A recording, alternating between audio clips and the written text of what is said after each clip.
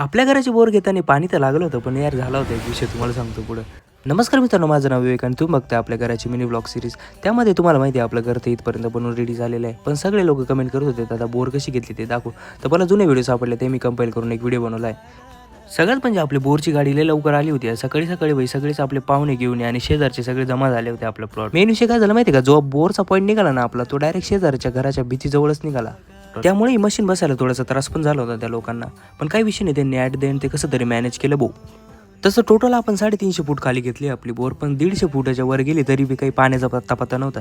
सगळे डेंजर टेन्शनमध्ये होती, नुसतं धूळ दिसत होतं बाई. पण थोड्या वेळानं बाई सगळ्याच्या मनाला शांती भेटली, थोडंसं तरी पाणी पाहायला भेटलं इथं.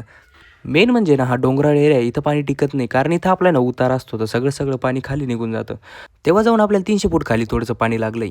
मग अजून 50 फूट खाली गेल्यावर बघित होतं काय, डायरेक्ट चिंगाऱ्या उडत होते बाई. चिंगाऱ्या पाहून सगळे उभा राहिले होते. आणि मशीन गेल्यावर डायरेक्ट आम्ही स्टार्टर लावून चेक केलं बाई, पाणीचं धार कसं आहे काय नाही बाई. इथं डायरेक्ट फुल धार होती. आणि काही म्हणा बाई, पाणी पाहून सगळे खुश झाले होते.